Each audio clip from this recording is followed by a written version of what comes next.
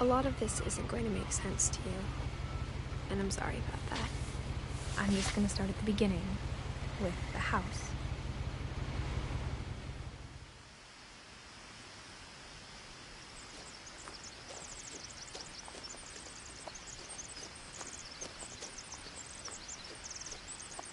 I lived here until I was 11, but I wasn't allowed inside half the rooms.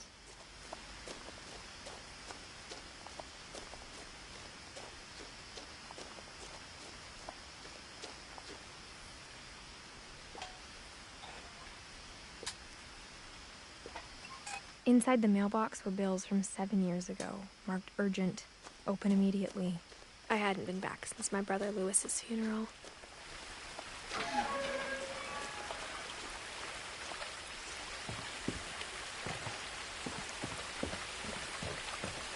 In her will, my mother left me a key, but didn't tell me what it unlocked. Maybe she thought I'd know. Or she thought that the mystery would be enough to bring me back.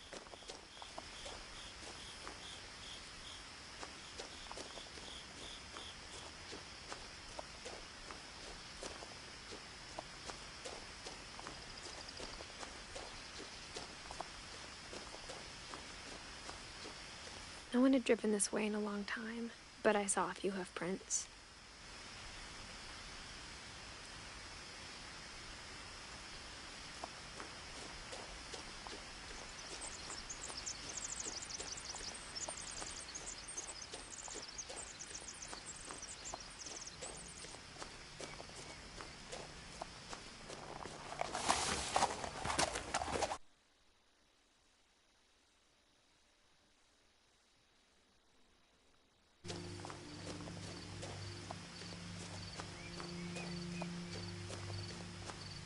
The truth is, even after I inherited the house, I never thought I'd come back to it. But now I had questions about my family that only the house knew the answers to.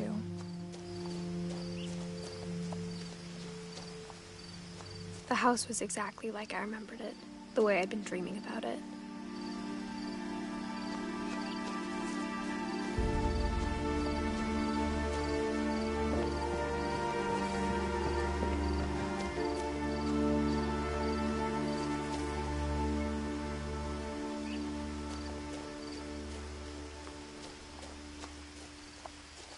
As a child, the house made me uncomfortable in a way I couldn't put into words.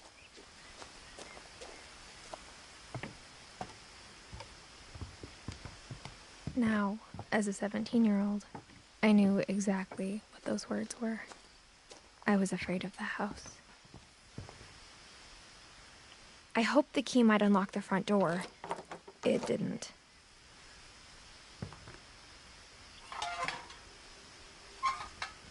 Looking in, I felt like the house itself had been waiting for me.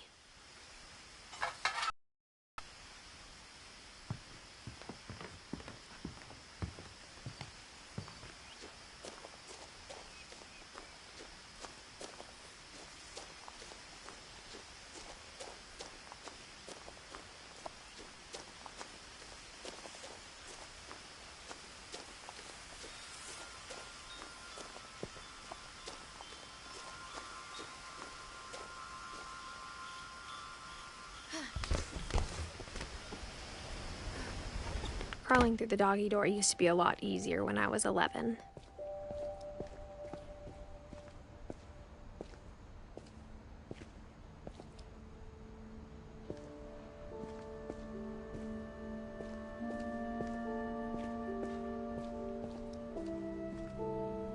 For the first time in years,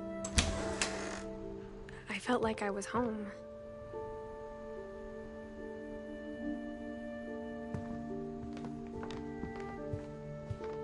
The table was still a wreck from the night we left. It was like a bomb had gone off, killing everyone but sparing the furniture.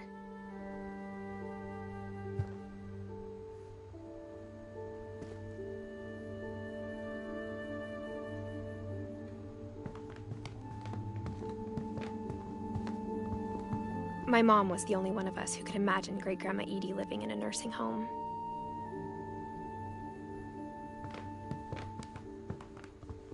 Nothing in the house looked abnormal. There was just too much of it, like a smile with too many teeth.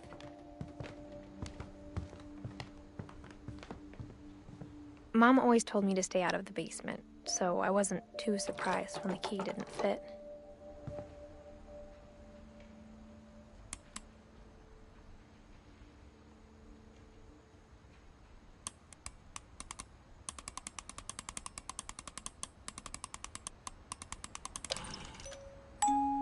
Great-Grandpa Sven built a music box for Barbara, along with the rest of the house.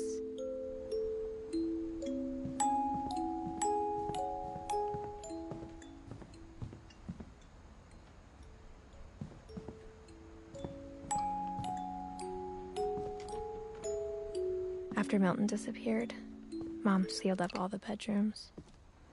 Then Edie retaliated and drilled peepholes.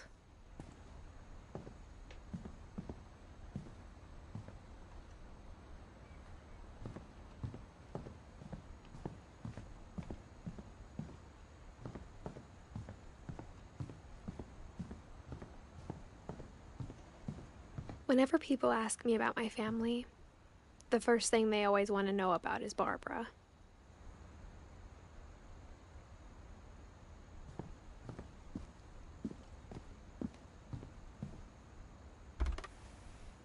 Barbara was a child star for 2 years, until America grew out of it.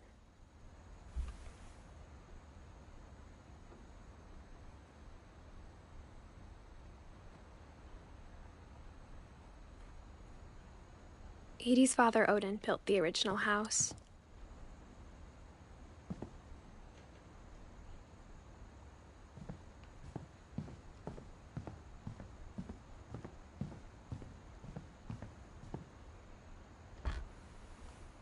The last time I was in Edith Sr.'s room, I was 10 and she was painting my portrait.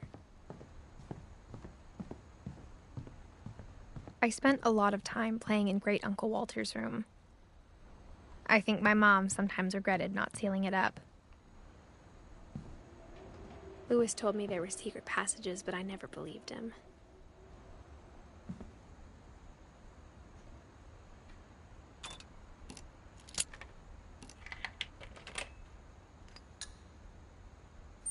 Turns out, my mom was really good at keeping secrets. Now it was time to find out what my mom had been afraid of.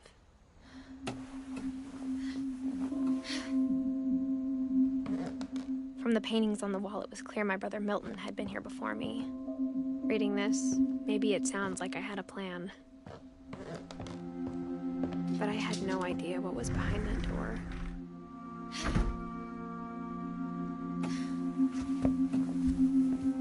Just like I had no idea where all this was gonna lead. I grew up looking at Molly's room through the peephole. Molly's gerbil had a tiny bedroom with its own even tinier gerbil cage. Being inside for the first time, I felt like I'd stepped behind a painting.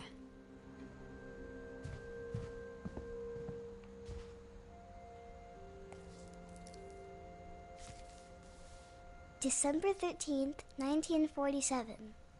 Dear Diary, I'll be gone soon, but I wanted to tell somebody about what's gonna happen. It started when Mom sent me to bed without dinner. I woke up and I was starving, so I looked around for something to eat. The gerbil food was dry, but I didn't mind it.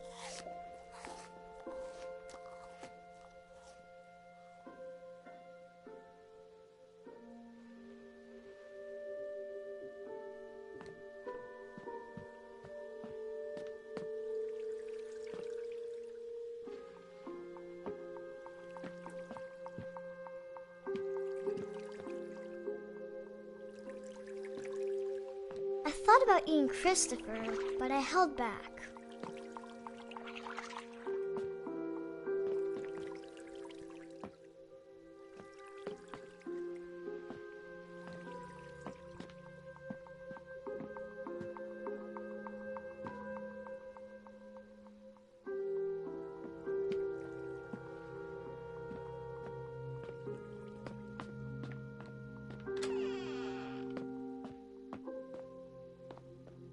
I ate a lot of things that night.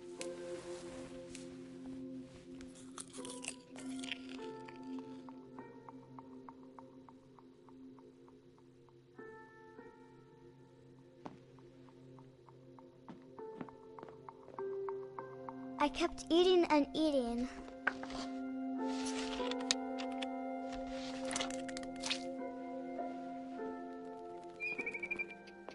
Then I heard chirping outside my window.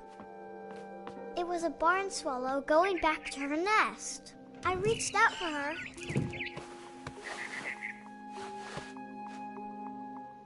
And suddenly, I was a cat.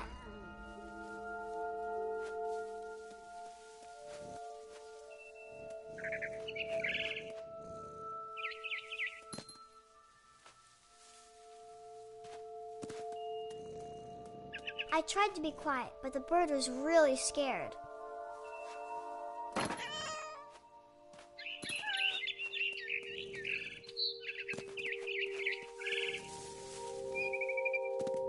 Mom and Dad didn't even look at me.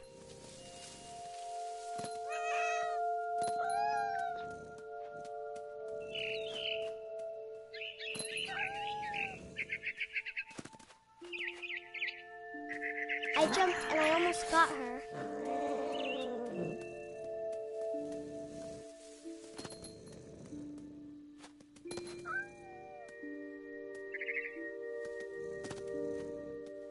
I could tell she was getting really tired.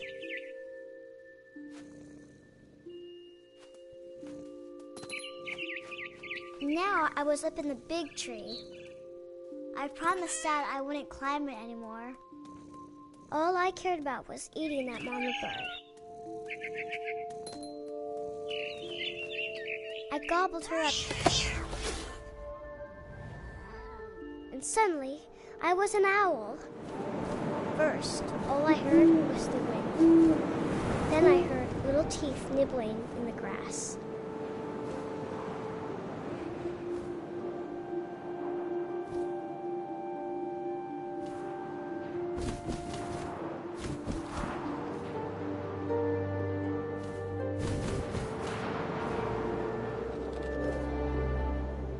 Rabbits.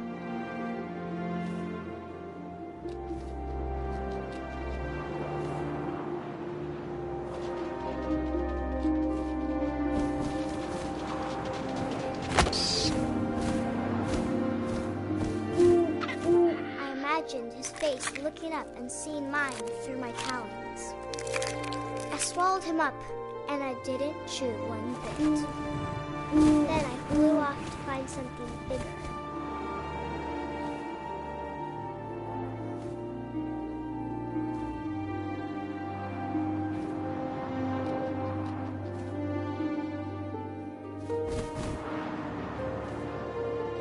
A mama rabbit.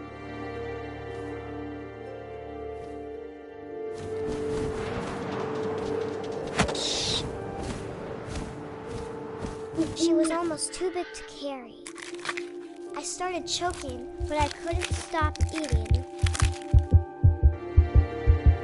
And suddenly, I was a shark.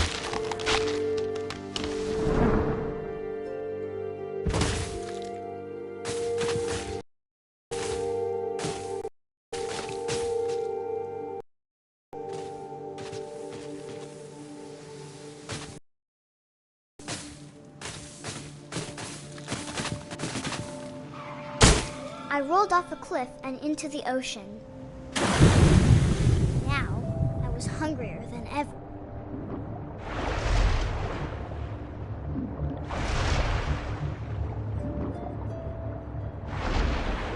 I wanted fat, juicy seals.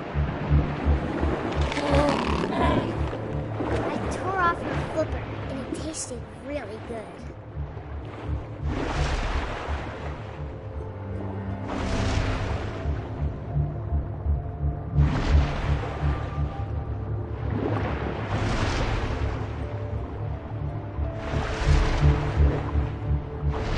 Grabbed on tight, but I was so hungry, I jumped out of the water. When I opened my eyes, everything had changed.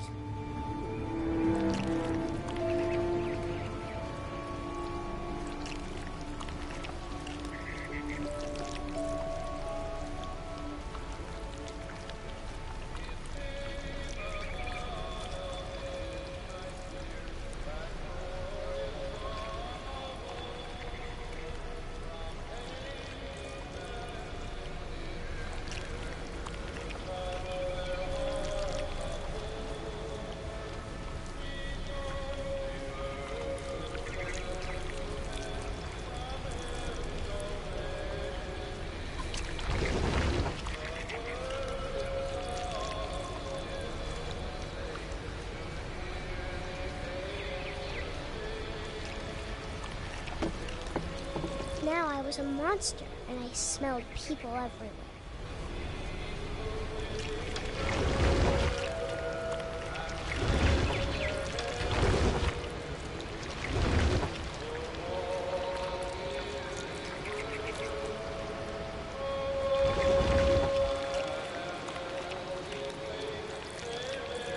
I was big, and I moved real quiet.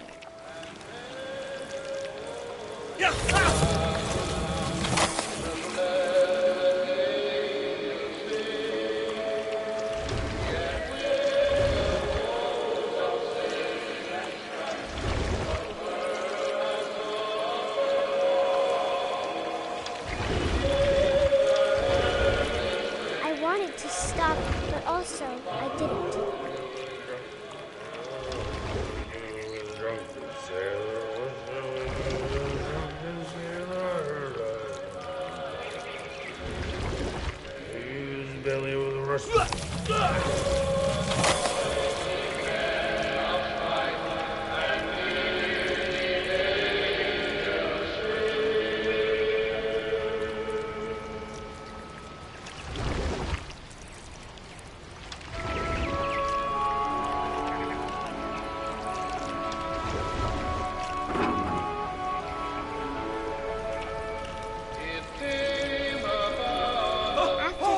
Passenger, I was still hungry.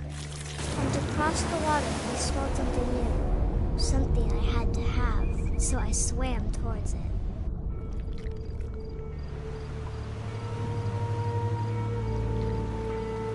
I slithered onto the sand, and the good smell went into an old pipe.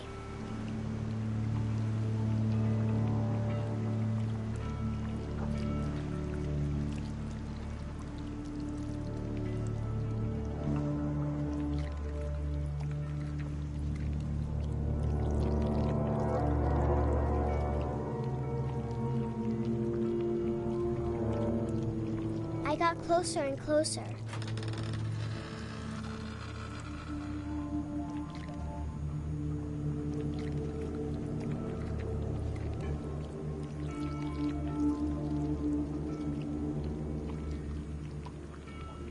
All of my stomach started growling. And suddenly, I was me again. I held my breath for a long time, but I couldn't hear anything.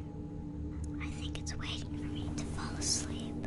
But it's not going to wait much longer. It needs to feed, and we both know I will be delicious.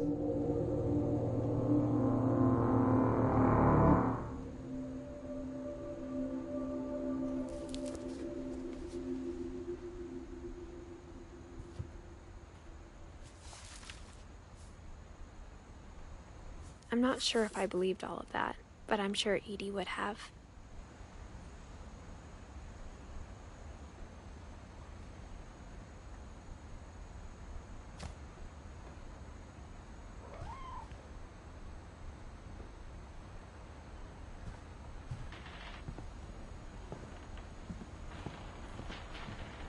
I can't describe it, but I felt like some part of Molly was still here.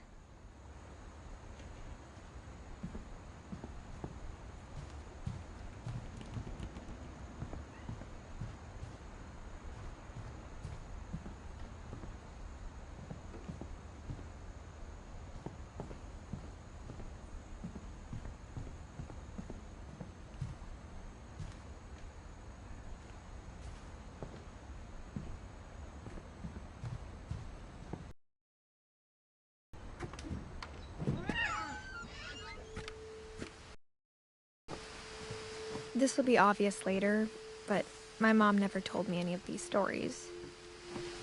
Edie would have, but Mom didn't like bringing up the past. Though, when we adopted a stray kitten, she was the one who named it Molly. I spent a lot of time in Great-Grandma Edie's room. Her room was like a museum. For 500 years, the Finches have been famous throughout Norway for their fortune and misfortune.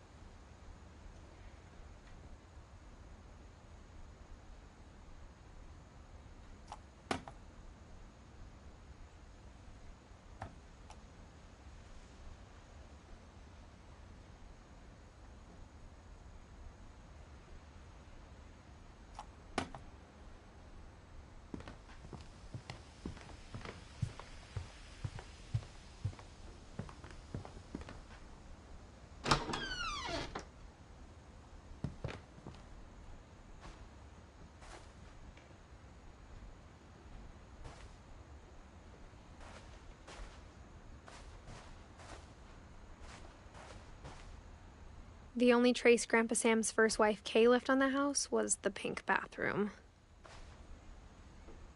It was a pretty big trace.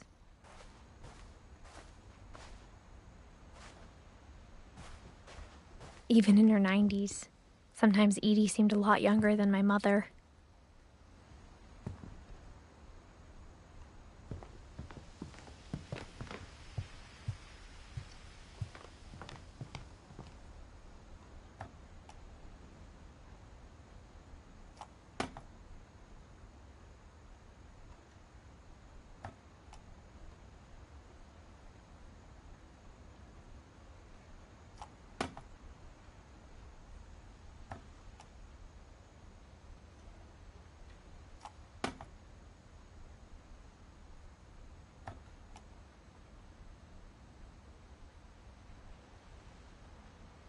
Odin Finch buries the latest victims of the family curse, his wife Ingeborg and their newborn son, Johann. On January 7th, 1937, he set sail with his family and his house, hoping to leave the curse behind.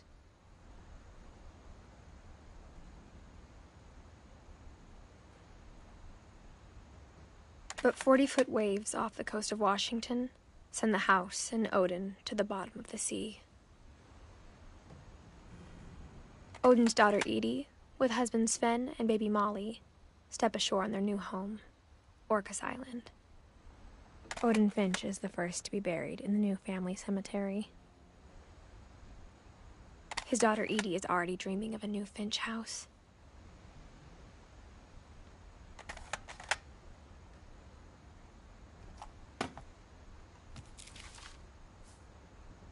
Whatever's wrong with this family, it goes back a long ways.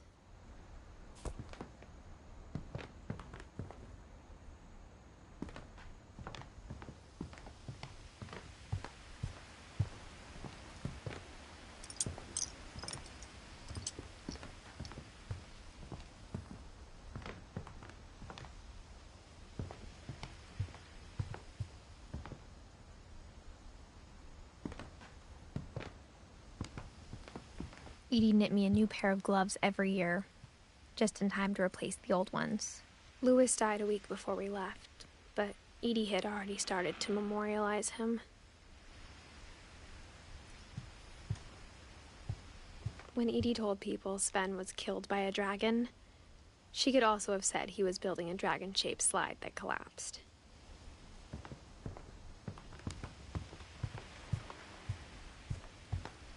Edie gave a big interview about a mole man living under the Finch house. My mom was furious.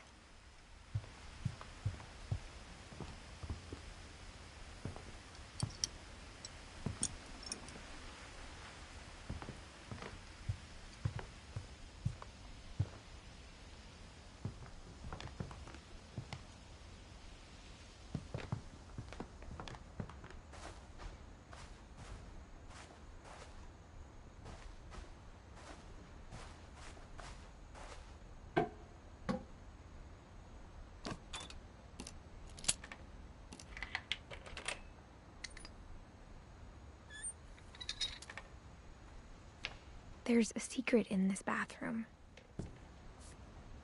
It's in the last place you would look. It isn't in the cupboard. It's hidden in this book.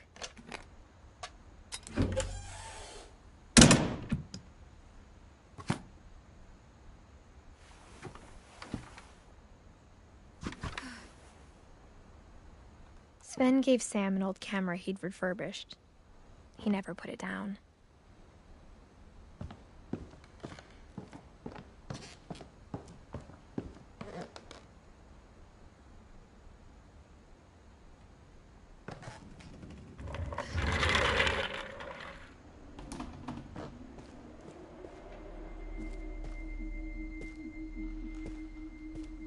I knew Grandpa Sam had a twin,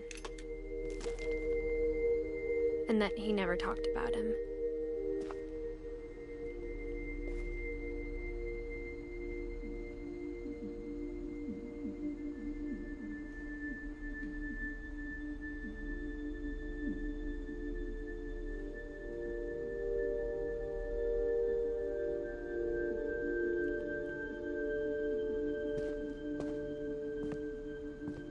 I guess my grandpa didn't like history any more than my mom did.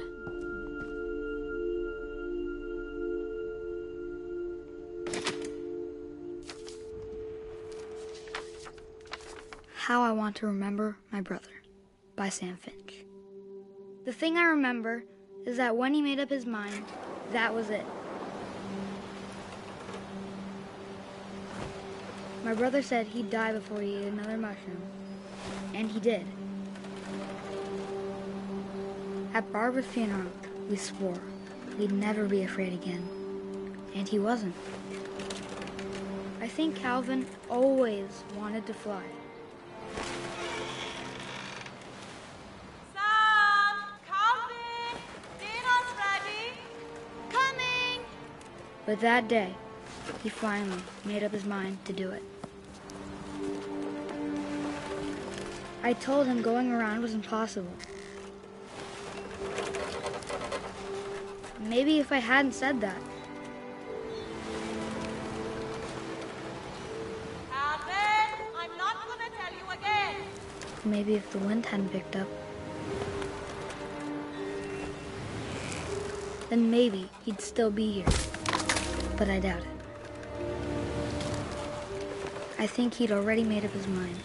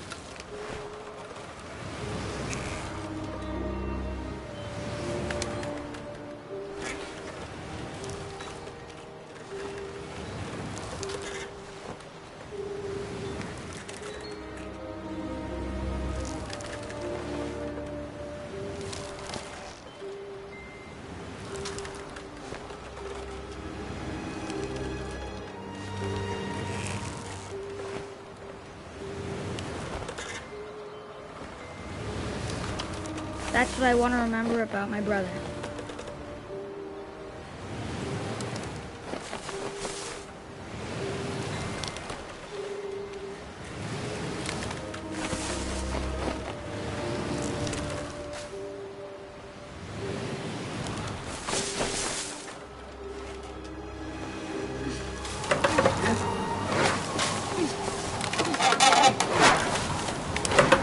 The day he made up his mind to fly. And he did.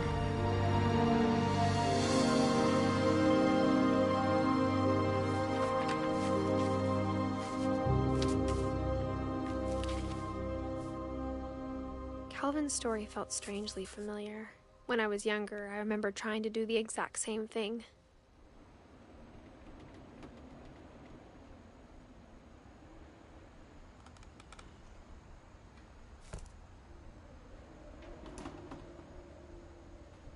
After the funeral, Edie roped off Calvin's half of the room.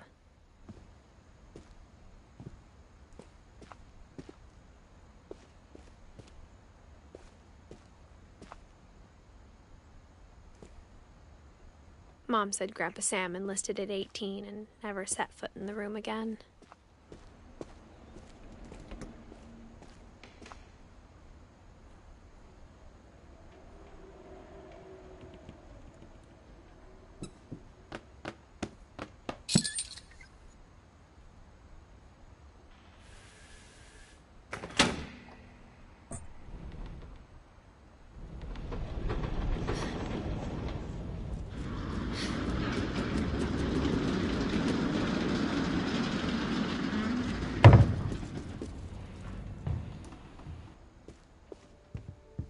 The passages were a pretty tight fit. They'd obviously been built for smaller hands and bellies.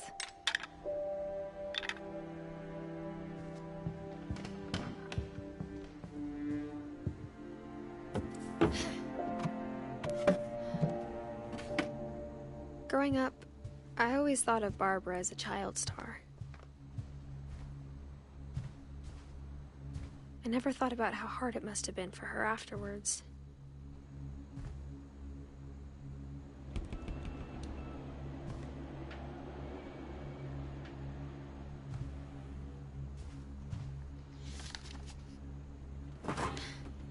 Of all the stories people wrote about Barbara's death, I'm surprised Edie saved this one.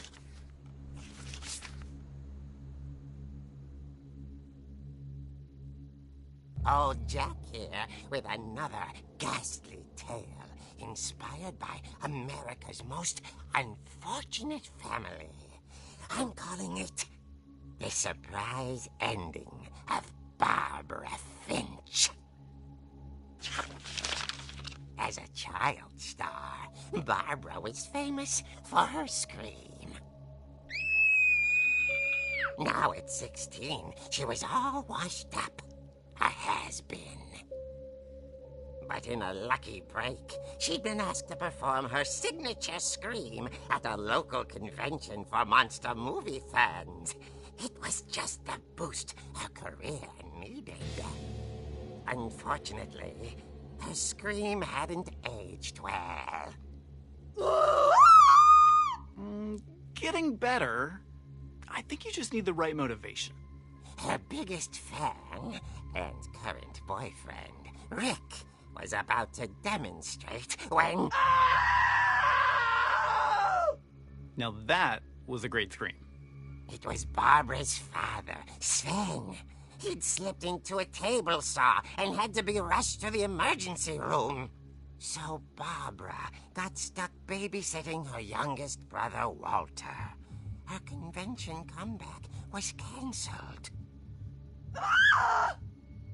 Okay, I'm hearing frustration, but I'm not hearing terror. What if I tried... A gang of hoodlums in Halloween masks have been terrorizing Orcas Island tonight. Police are urging residents to... That came from the basement. You're right! Also, I loved your delivery on that. Why is your basement door locked? Because my dad likes making puzzles and secret passages. There's a key hidden in the music box. The secret is to keep winding and winding until finally the key pops out. Thanks, babe. I'll be back in a sec. 20 minutes later, Rick hadn't returned. So Barbara went to look for him, right on cue. She reached for the music box. And as she wound the key, she listened for Rick, but the house was silent.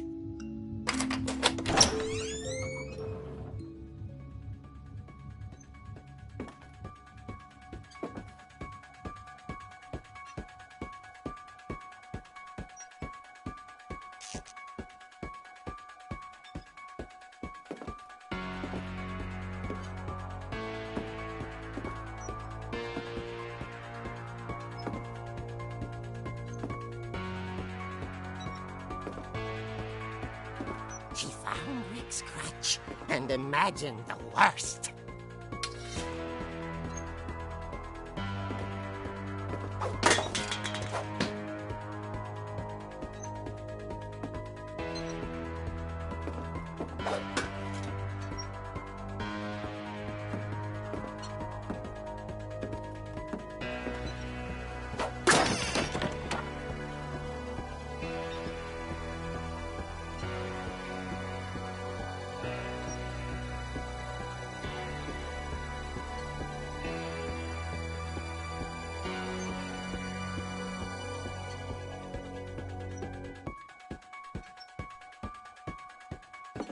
gang's leader is the infamous Hookman killer, Dr. Carl Hamill, who impaled and then ate his family 10 years ago tonight.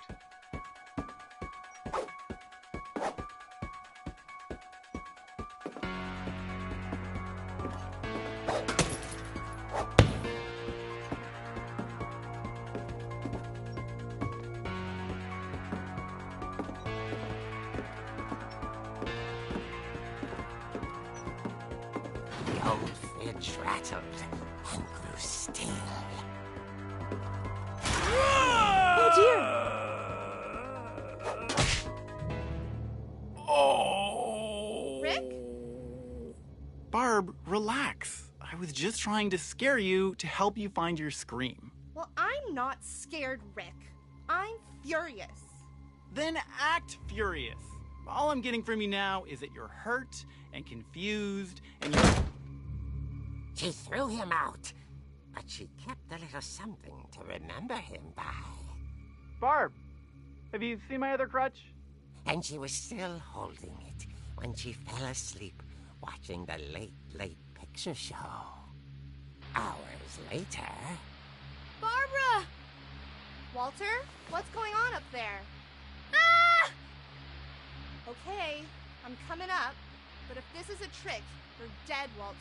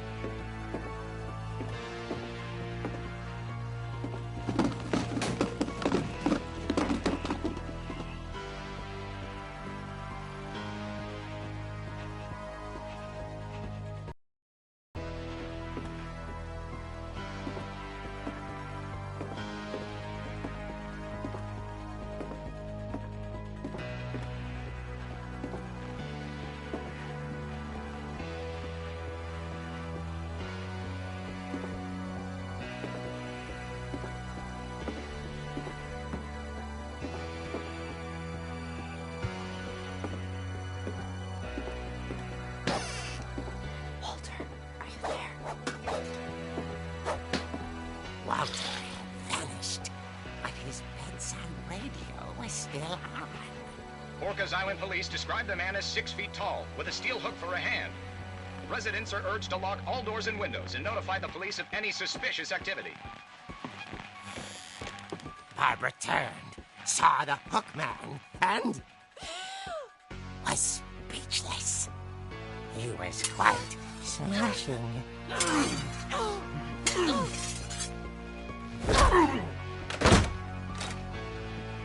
And he was. He couldn't get enough. Barbara.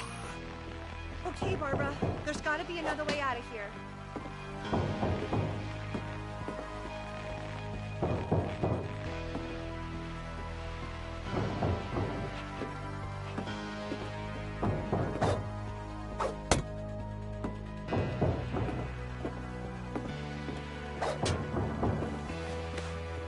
That night, she played her part beautifully.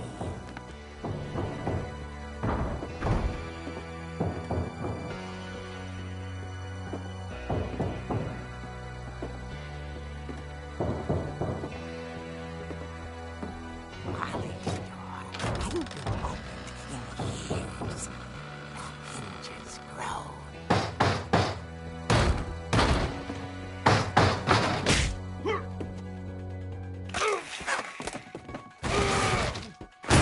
He wasn't moving, but she sensed the story might not be over yet.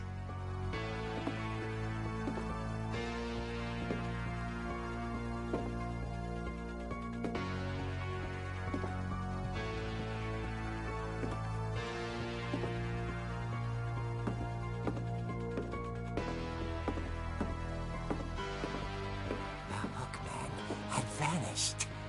She listened for his breathing, but all she heard was...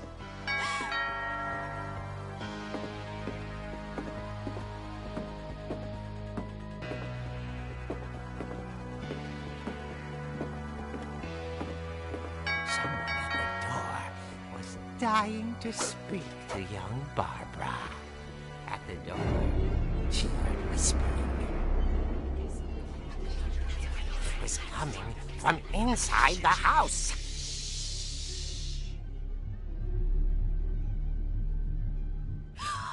Oh dear.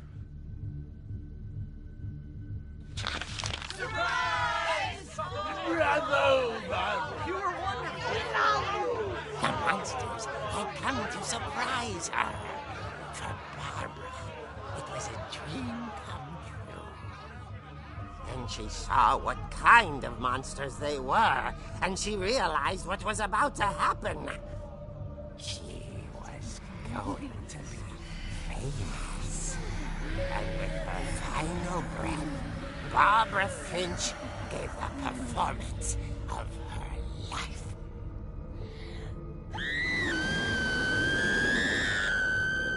I wasn't there myself, but I hear Barbara was magnificent. Poor girl. She had a taste for stardom. But unfortunately, so did her fans.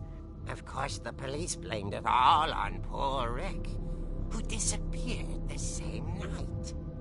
And little Walter, hiding under his bed the whole time. He took it all pretty hard, but that's another story. As for Barbara, tucked inside the music box is all they ever found of her. Her ear. Now that's what I call a real eerie tale.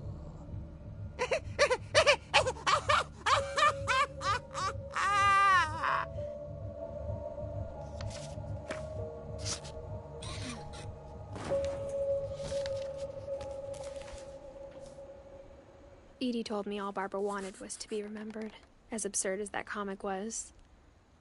Maybe what Edie saw was a happy ending.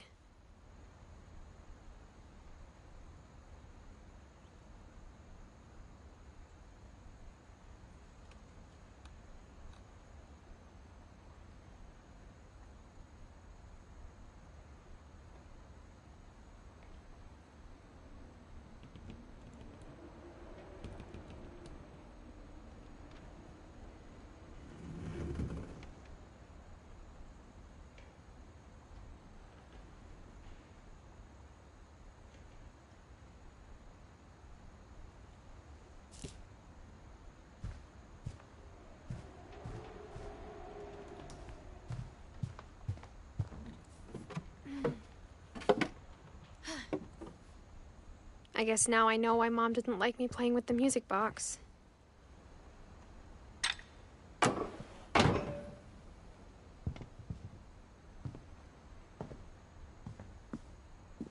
Mom must have locked the third floor stairs on the night we left.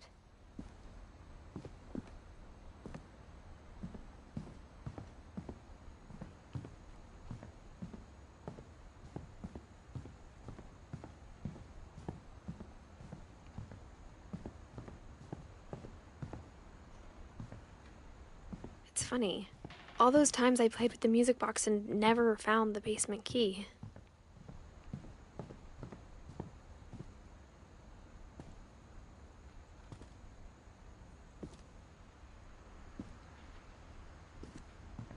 A lot of things got left behind in the whirlwind of that last night.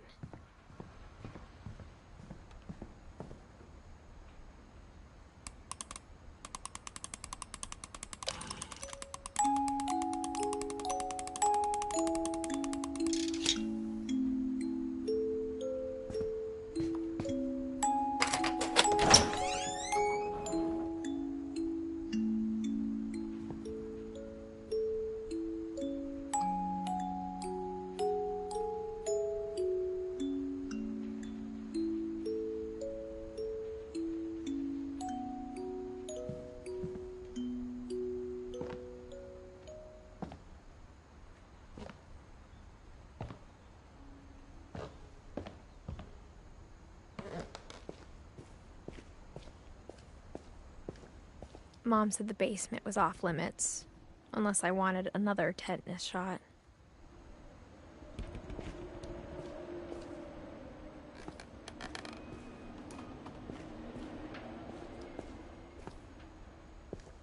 saw Edie sneak down to the basement once, carrying packages. I thought maybe she was hiding presents.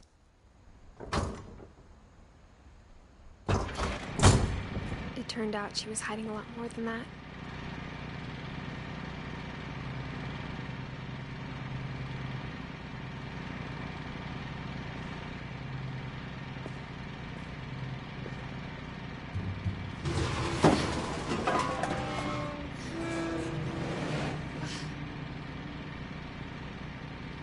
I remember asking Mom once about where Walter had gone.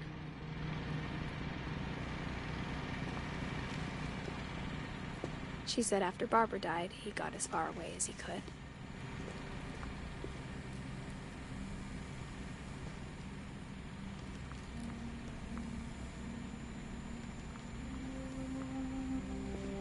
If there's a pattern in all these stories,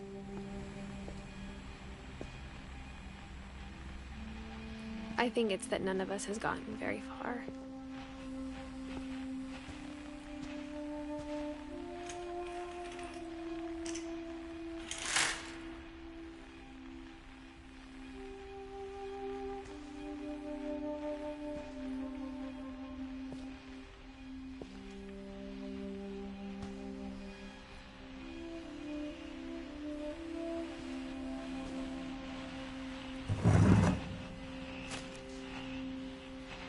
Goodbye, everyone.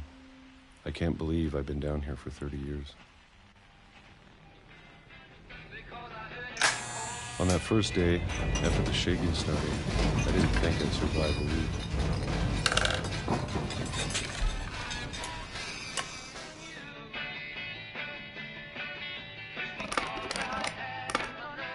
But after a few days, I settled into a routine. That's what kept me sane. Having a schedule, living for today. I always expected to be dead tomorrow. But if you wait long enough, you get used to anything.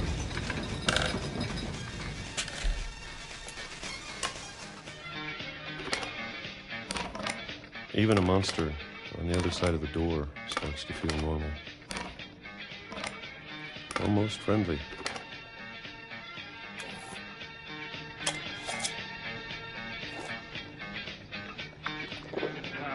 And then one day, everything just stopped.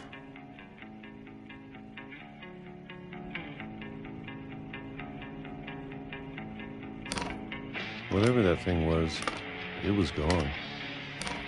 Maybe it got tired of waiting. Or maybe I just got tired of being afraid.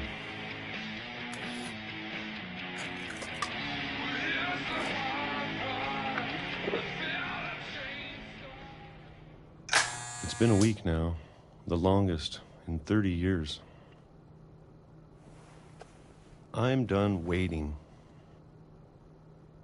I have to leave while I still can.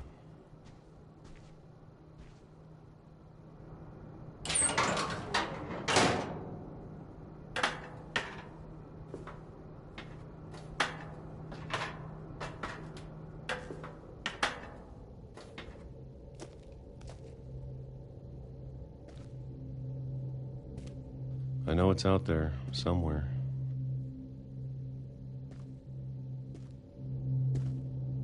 Whatever killed Barbara and Molly and Calvin. Maybe this is all a mistake. But I need to stop living the same day, even if it kills me.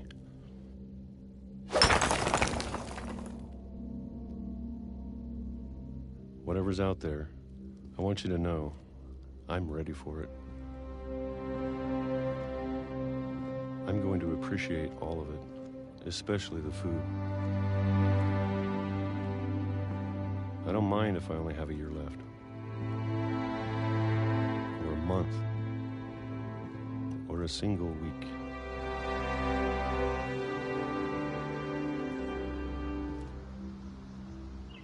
I'd be happy with one new day. I can already imagine the sun on my face.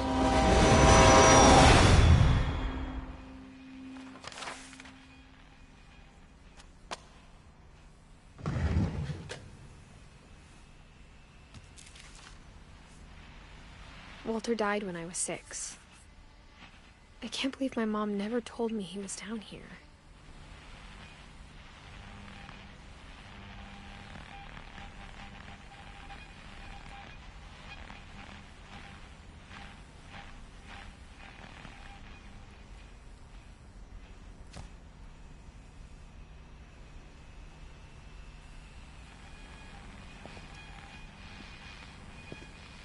I'm sure my mom was trying to protect me.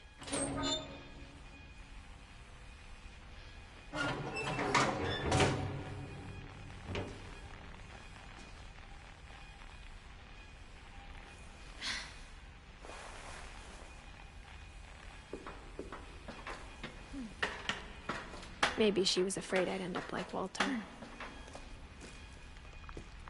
But if she never told me about an uncle under the house, I can only imagine what else she was hiding. I don't want to make the same mistakes she made. Trying to bury something that's still alive.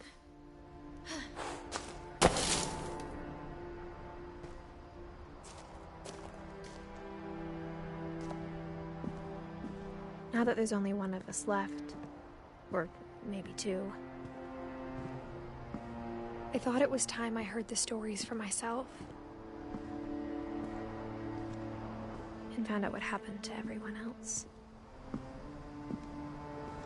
But now I'm worried the stories themselves might be the problem. Maybe we believed so much in a family curse, we made it real.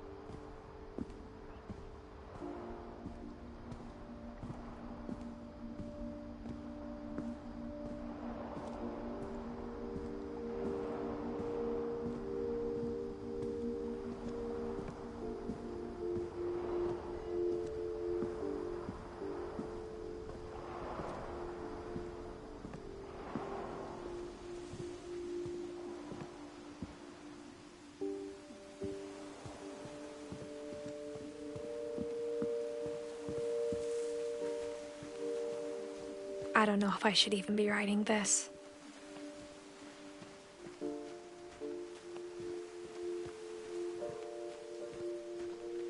Maybe it'd be better if all this just died with me.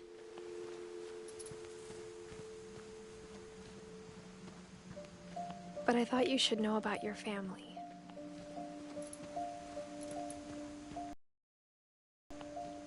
And the history you're a part of.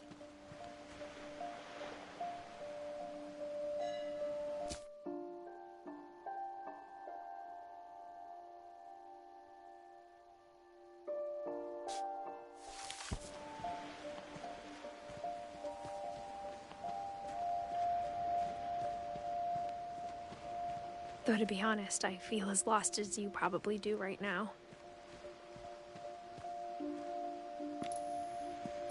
I think the people in these stories believed them, for what that's worth.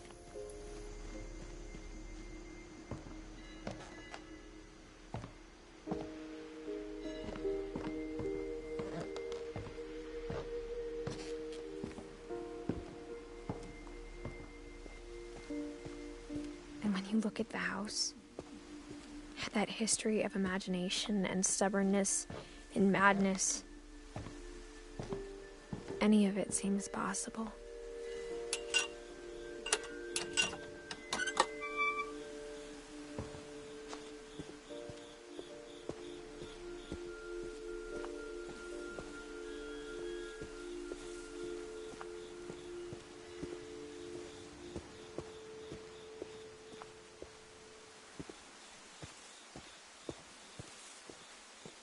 I think we've been surrounded by death for so long, we've just gotten used to it. What kind of family finishes building a cemetery before starting the house?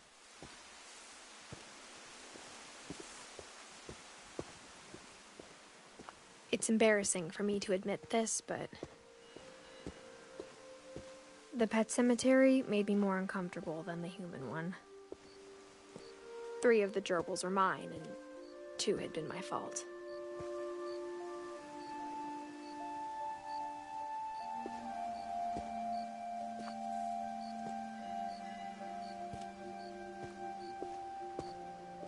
Sven built the house, but it was Edie who designed the cemetery.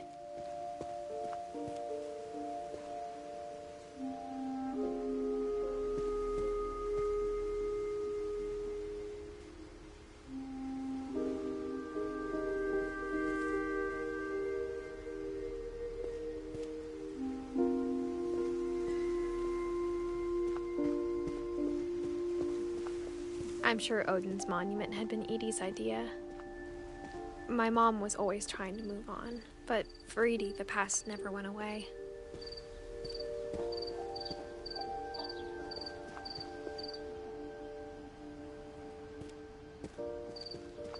She could see it poking out of the water at low tide. Edie's side was always easier for me to understand. But the older I get, the more I can see where my mom was coming from.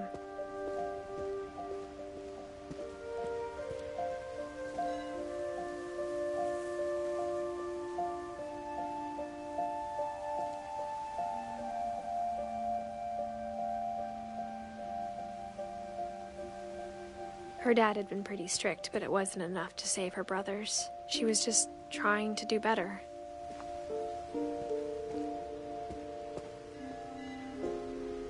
She lost 2 of her brothers, just like I did. I get why she tried so hard to protect us.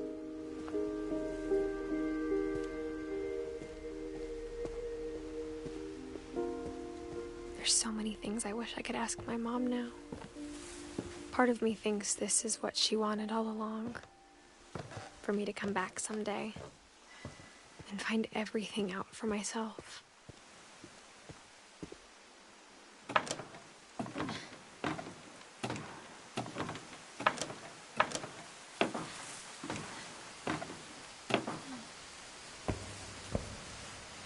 But looking back on it now, if she told me there was going to be so much climbing, I never would have come when I was 22 weeks pregnant.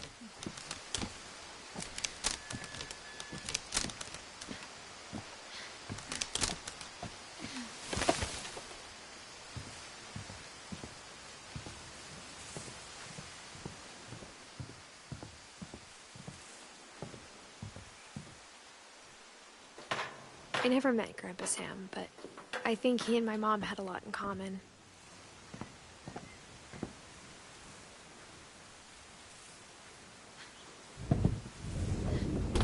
They were both pretty intense.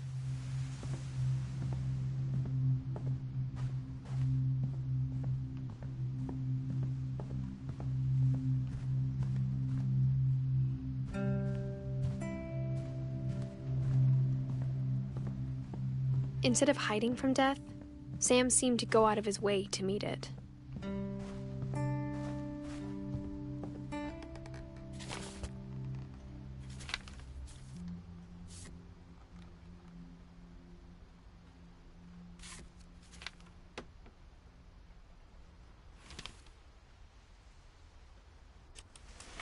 Dawn, I promise, you'll never forget this weekend. Yes, sir. These memories are gonna last a lifetime. Hmm? Am I gonna have to shoot anything? It's a hunting trip, Dawn. Shooting is strongly encouraged. Shouldn't we be leaving? Just want to get a shot of you, Dawn, then we can take off. Not quite. What? Perfect. It's gonna rain the whole weekend, isn't it? Please just take the damn picture. Hey, language. Did you want to get a picture of me or what? I will never forget this weekend. Okay, got it.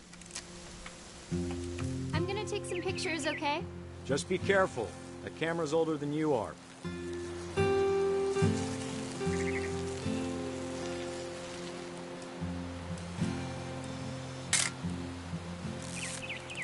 You're right, Dad. It's starting to clear up.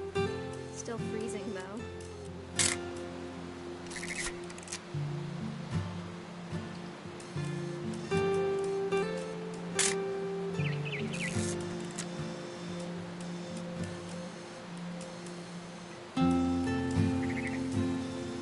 Definitely should not have drunk all that coffee.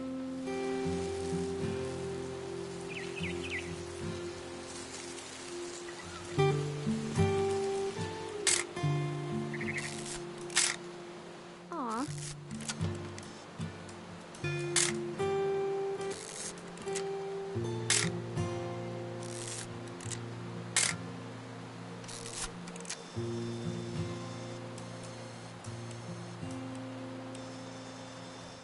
Nothing quite like being outside.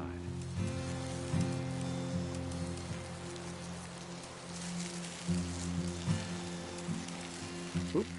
A little more gas in the tank, I guess. Hey! That's a keeper.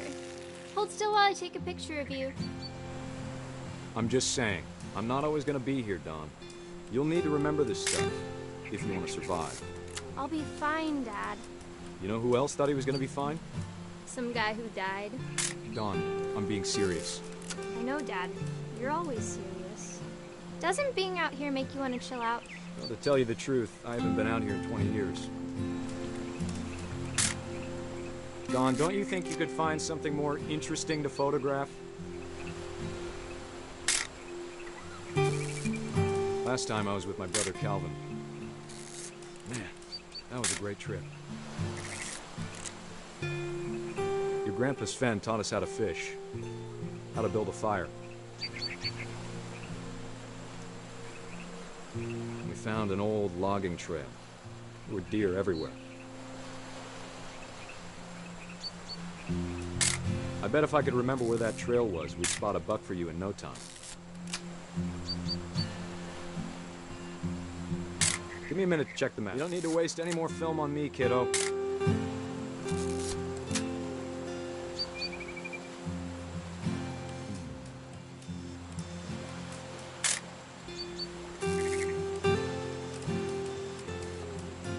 Let's see.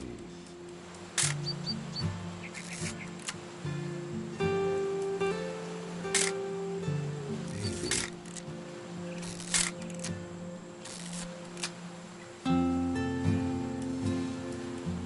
What was it?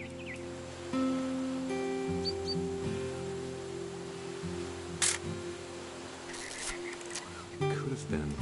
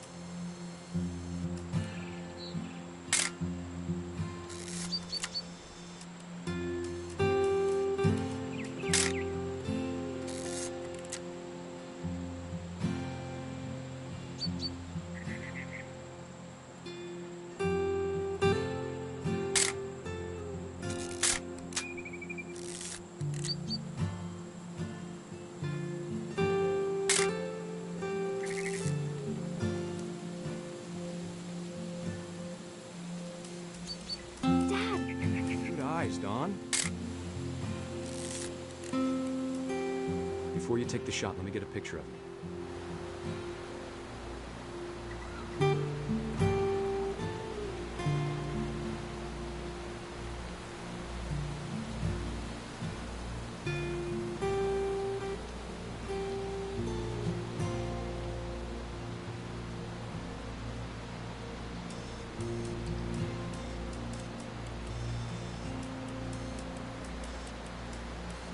Dad, I...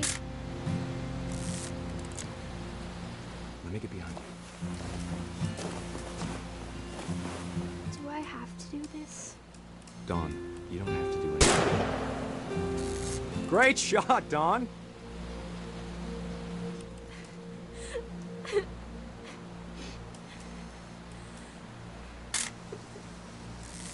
I'm proud of you, Dawn.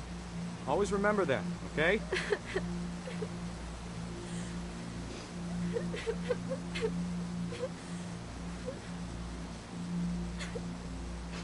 Sorry, Don. Just gotta reset the timer.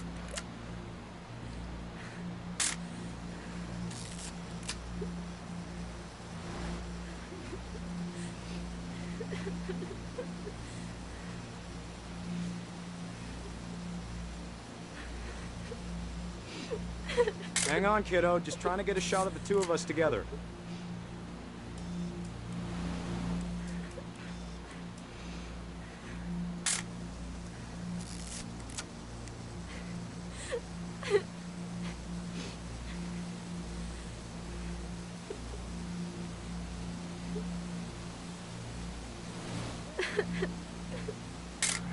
Crap.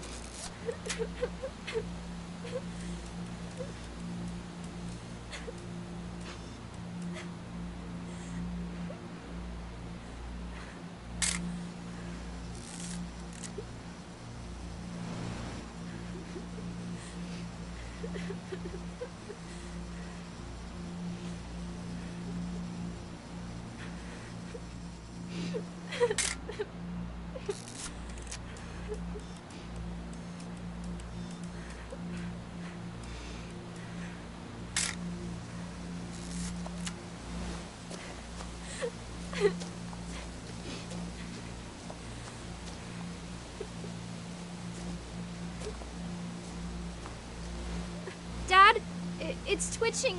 I think That's it's totally normal, Don. Just focus on the camera. Try not to think about... Dad!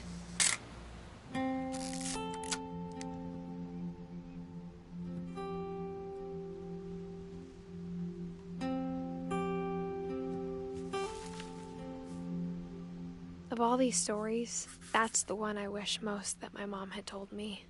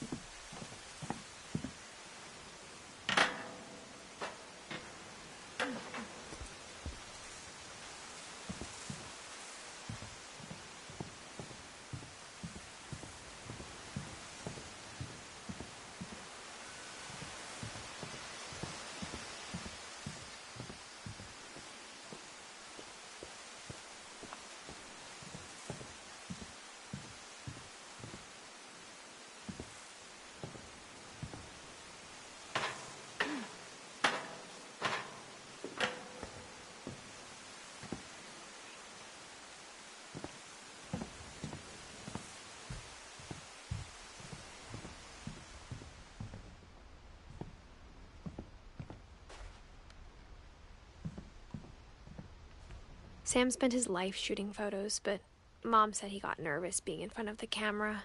I guess we're all afraid of something.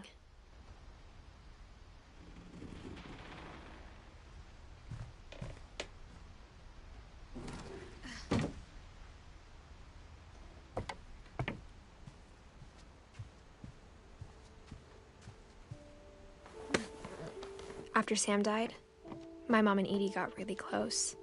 They'd both lost a lot.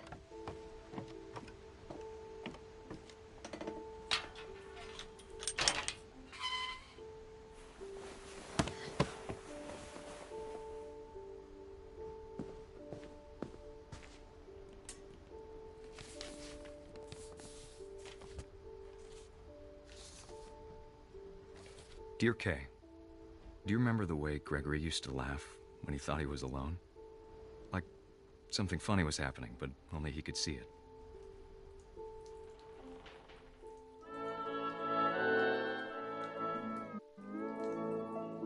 I think he saw things the rest of us don't.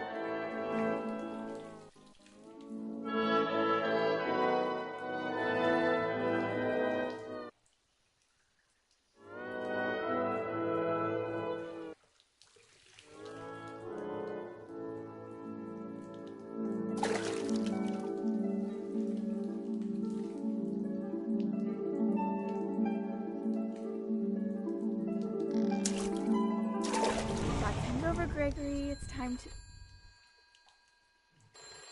Hold on, sweetie. Hello? Sam, I told you I don't want to talk right now. I wonder what he saw.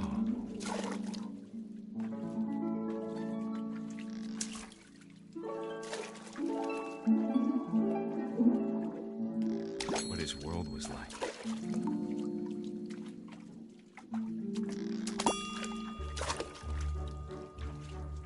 He reminded me so much of Calvin. Lost in his imagination.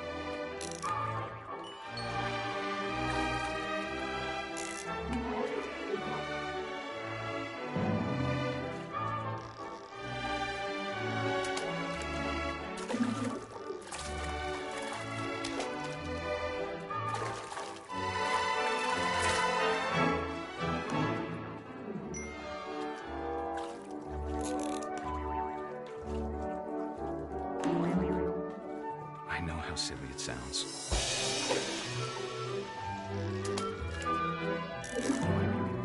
That I worried about a baby being too happy. But I could feel him slipping away. Sorry about that, Gregory. I know you did everything you could.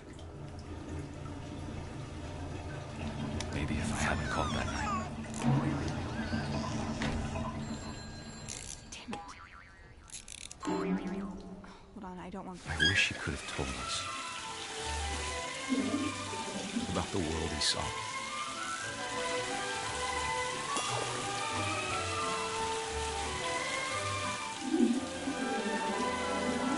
There's so much I don't understand about Gregory. About everything.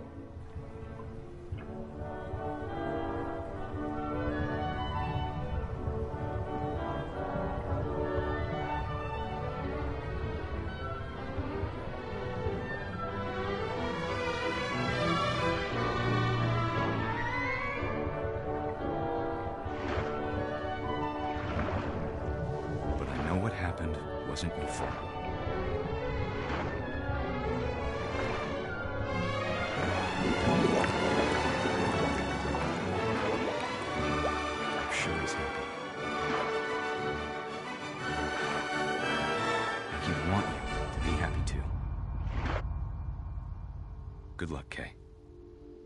Love, Sam.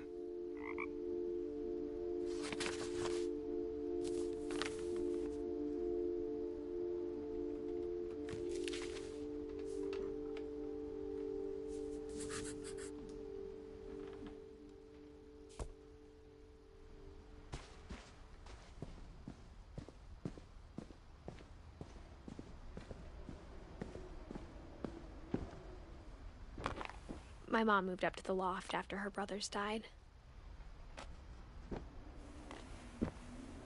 At the time, it was as far away as she could get.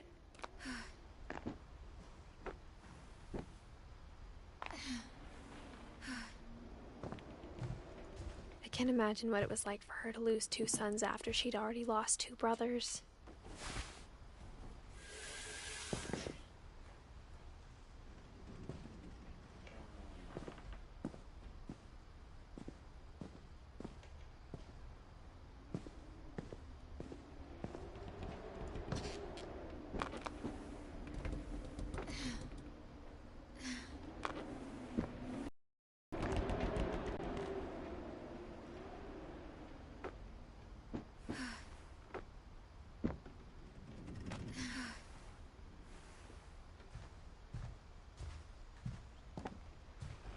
She spent a summer building houses in Calcutta, where she met my dad, Sanjay.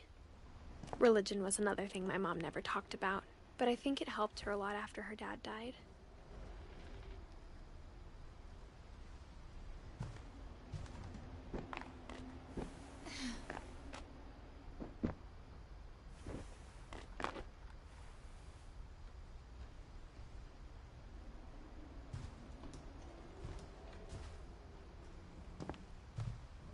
My mom moved to India a week after graduation and got a job teaching English.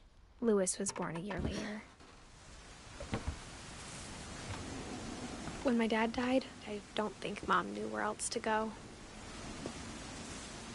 I'm sure Edie was happy to have her back. The house had to get a little bigger, but Edie was used to that. And for a while, things were good, almost normal, but it didn't last. The beginning of the end was Milton's 10th birthday, when Edie gave him a castle. After Milton disappeared, the only thing he left behind was a room full of paintings.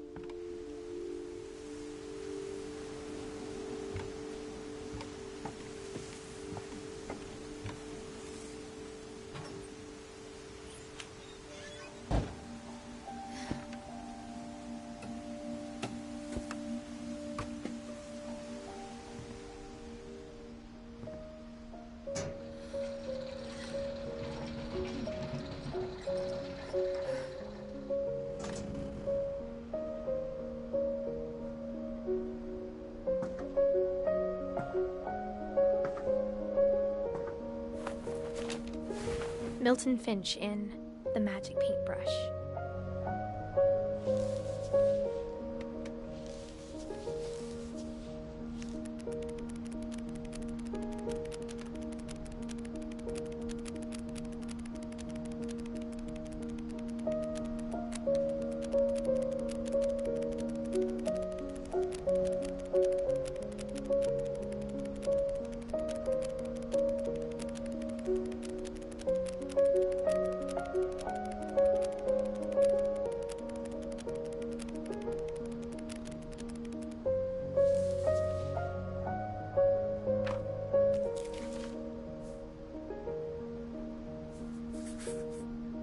I was 4 when Milton disappeared.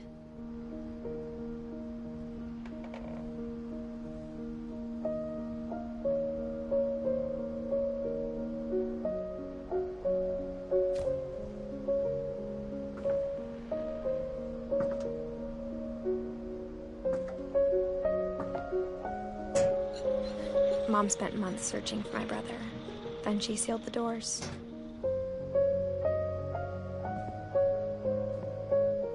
Whatever Milton had found in the house, Mom didn't want it getting out.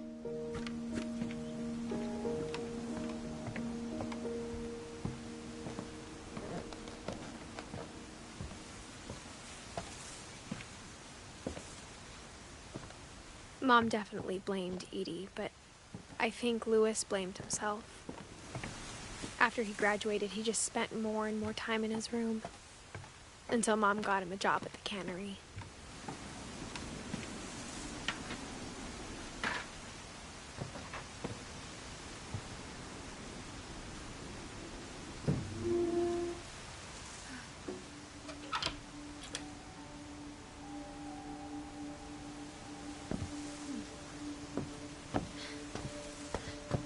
Louis's room smelled very, very familiar. That part of him lived on.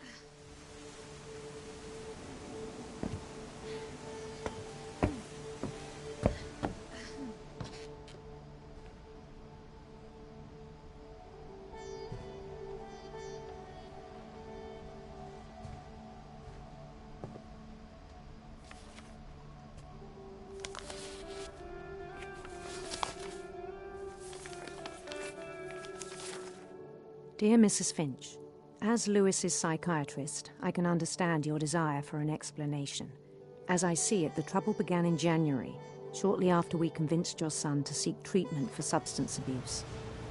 Newly sober, I believe Louis first noticed the monotony of his daily life.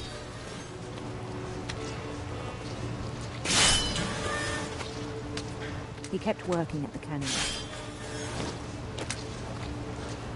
but he withdrew part of himself. In our sessions, I saw the same behavior. His mind began to wander. I asked him to describe it. He said he started small, imagining a labyrinth. He'd feel his way about. Then something moved. Bats. And toads.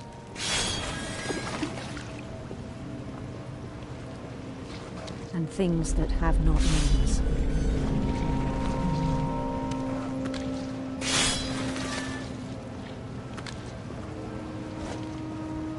He knew it was all in his head.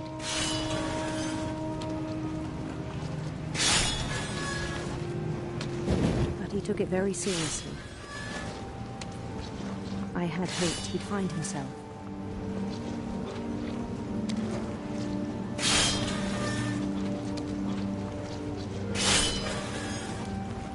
But he found something more.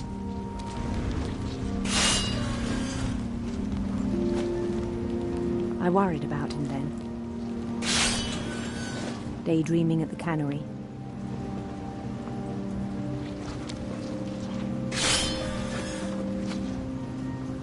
I spoke with his boss, but he said Louis had become a model employee. Methodical, tireless, focused.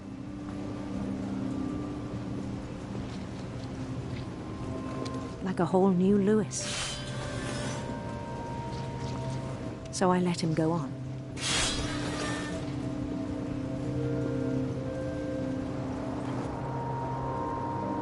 I even encouraged him. It seemed very promising at first.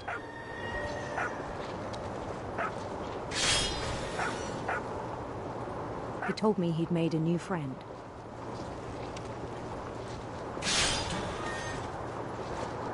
On the edge of a city he named Louis Toby. He built the city up slowly, brick by brick. Then he made musicians.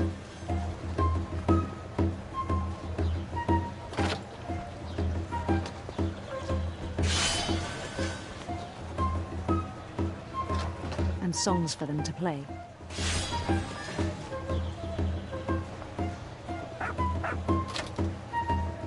He talked about starting a band.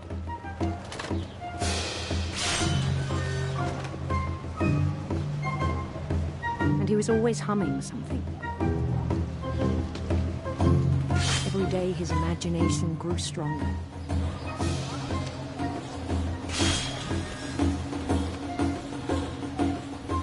He no longer spoke at the cannery. But his chopping was as reliable as ever. Then one day it struck him that all the cheering crowds, even the stones under his feet, were all in his imagination, so he could do whatever he wished.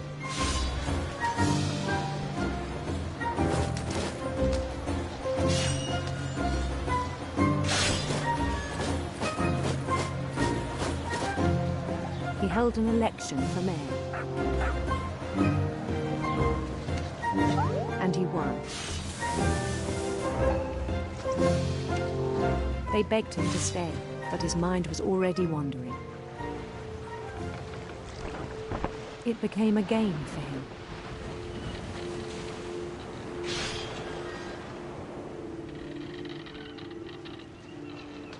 He'd conquer a city, then immediately push on. New Louisville.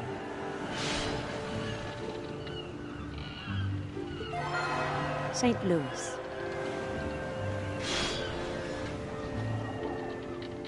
He started drifting away from our reality.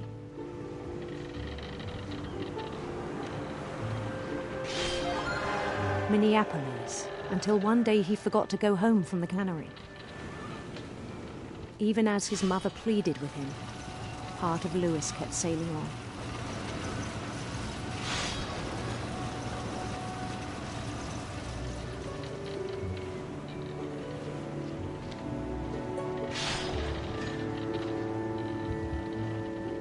In Louisburg, he heard rumors of a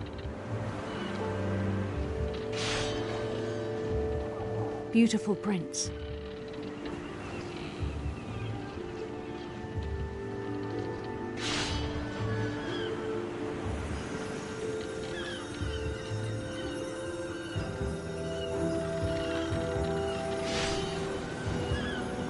The prince was on his own quest for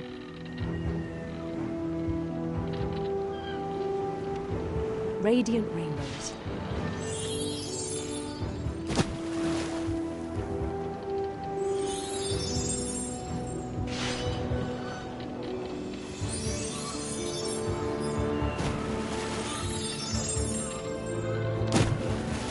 He followed the sound of his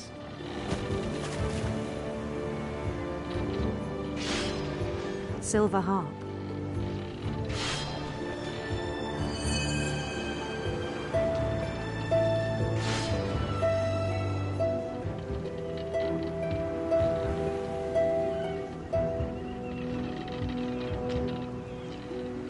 His chase led him to a golden palace east of the sun and west of the moon.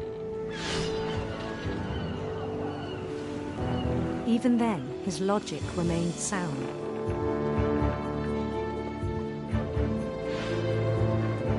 He knew the world was all in his imagination.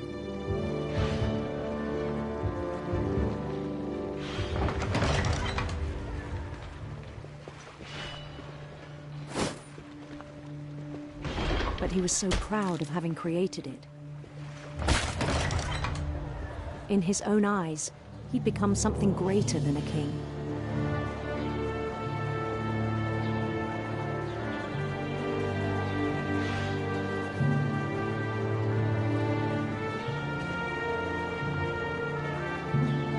For someone who'd never known success in the real world, I think it was overwhelming. And then it struck him that the real Louis was not the one chopping salmon, but the one climbing the steps of a golden palace.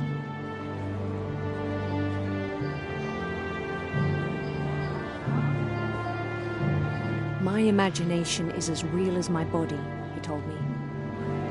It was hard to argue with him.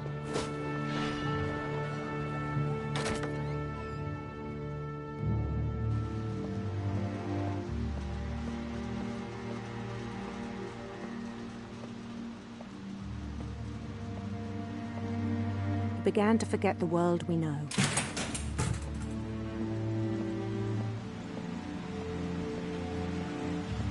I think it pained him to remember Louis, the cannery worker.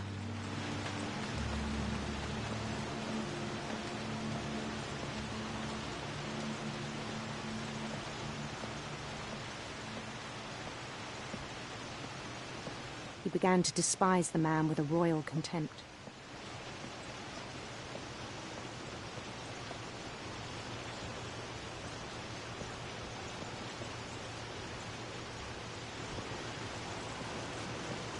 I still thought I could save him.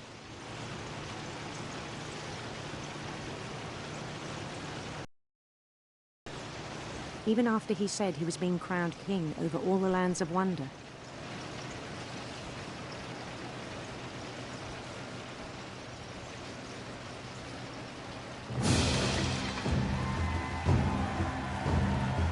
The palace would be packed with his companions.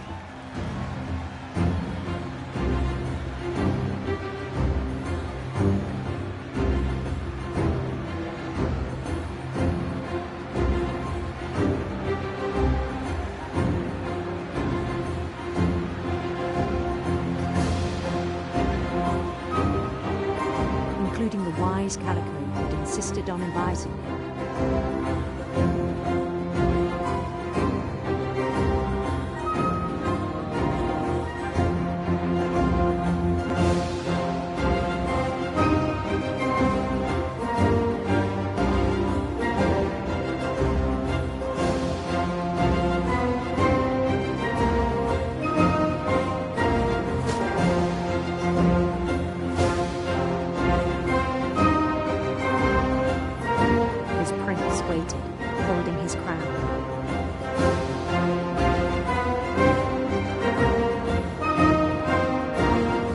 There was only one thing left to do.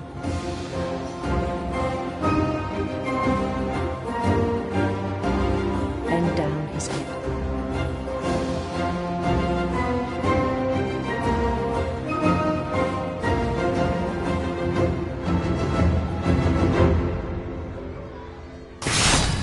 And the rest I think you know. Mrs. Finch, your son was a kind man who will be missed by all of us who knew him.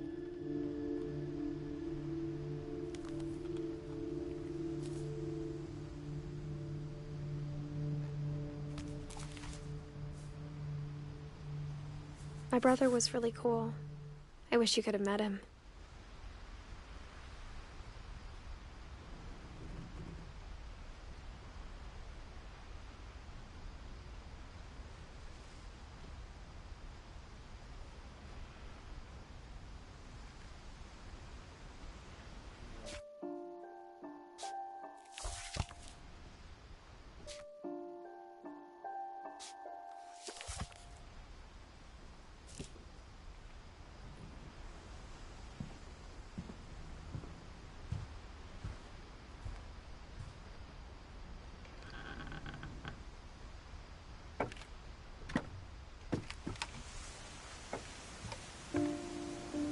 On the way back from Lewis's funeral, my mom told me to start packing. She waited until the day before we left to tell Edie. I'm not sure if she wanted to make it easier or harder. I wish we'd stayed. But I understand why we left.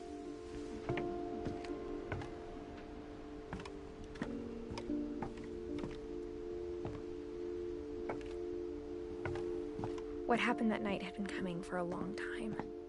Maybe it should have come sooner.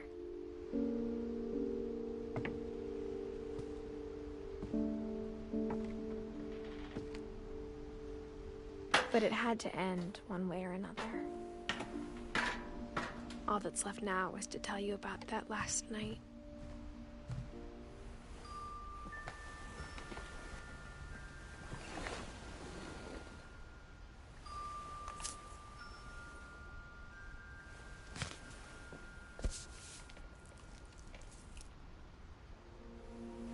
That whole last day, Edie just watched us pack and didn't say a word. Until supper, when she raised her glass and said, "To our final night together, and all our final nights apart." Grandma, you know what I said about alcohol. Some of your medications are very Edith, specific. I left a present for you in the hallway. Why don't you go open it? The grown-ups have to argue now. I'm sorry, you're right. We're all leaving tomorrow. Let's just enjoy our last... I'm not leaving. Edith, you're excused.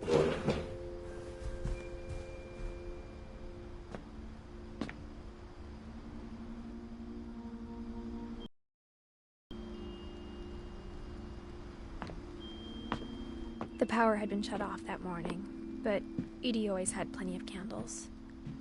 When my mom sealed the library, I don't think she knew about the other entrance, or that Edie had a key to it.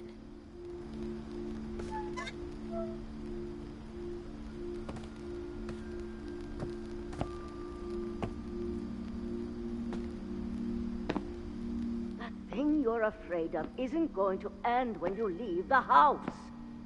Edith has a right to know these stories. My children are dead because of your stories. I think it's best if Edith and I leave tonight. We'll have the nursing home send a van for you in the morning. Okay?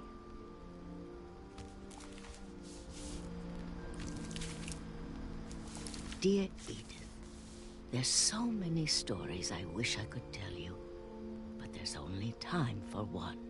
This is about what happened on the night you were born. That night, the tide went way, way out. It was the first and last time I ever saw the old house aground. There'd been an earthquake out in the middle of the ocean. They called it the lowest tide in 1,000 years. God, it smelled awful. You know, I've seen that house every day of my life.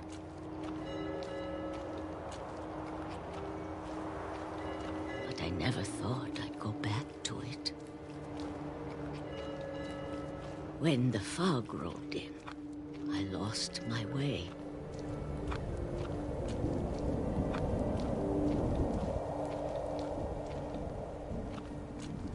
I got turned around.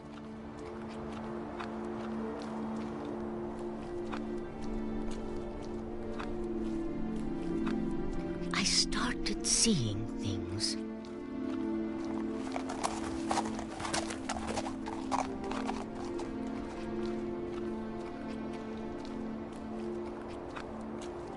Things I'd forgotten had ever existed.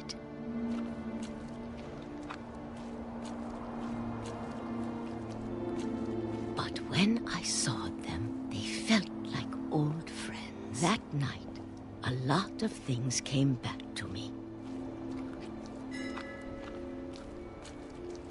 Or maybe I came back to them.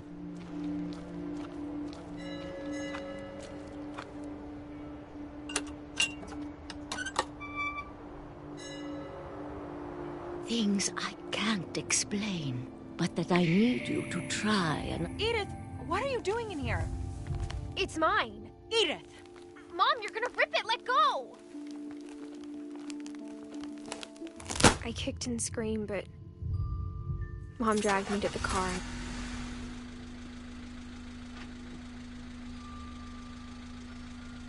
I never saw Great-Grandma Edie again.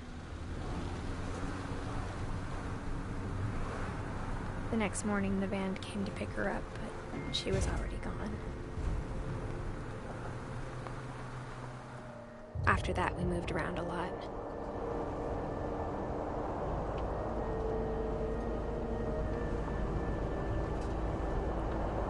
We both tried to make the best of it.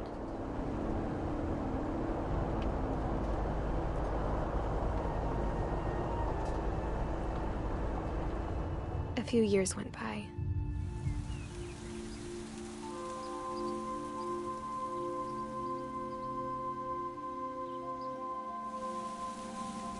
My mom didn't like to talk about it, but she started getting sick a lot. The rest happened pretty quickly. She got better for a while, and then she didn't.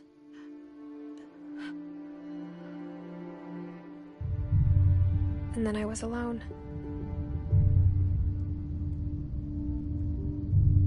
The last Finch left alive.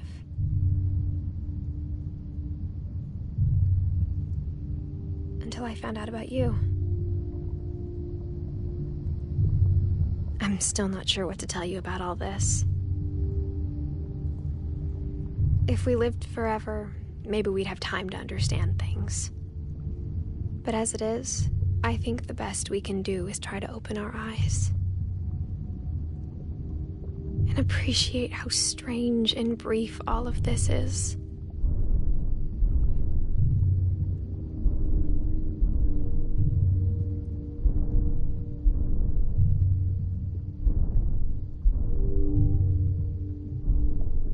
This journal was supposed to be for you.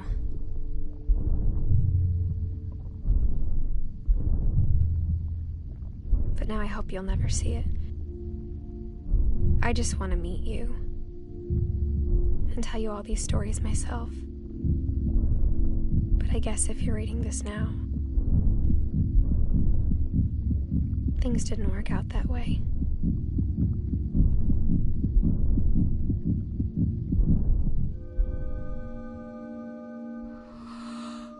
This is where your story begins. I'm sorry I won't be there to see it. It's a lot to ask, but I don't want you to be sad that I'm gone. I want you to be amazed that any of us ever had a chance to be here at all. Good luck.